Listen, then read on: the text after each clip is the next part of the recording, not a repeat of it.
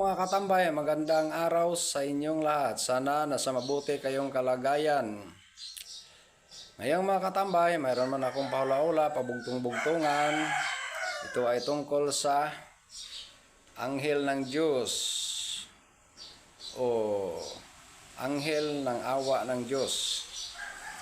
Ang tanong ko ay, sino ang anghel ng Diyos na tagapagdala ng mabahaging pag-ibig ng Diyos?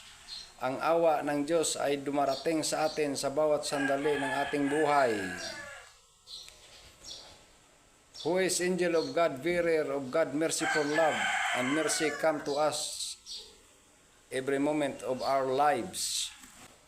A. Angel Oriel. B. Angel Shealtiel. C. Angel Judel. D. Angel Barakael. Mga katambay, kung alam nyo ang sagot, mag-comment lang kayo sa ibaba sa comment section. Dahil ang sagot ay nandyan lang sa ABCD. If you know the answer, just comment below the comment section. Mga katambay, God bless you.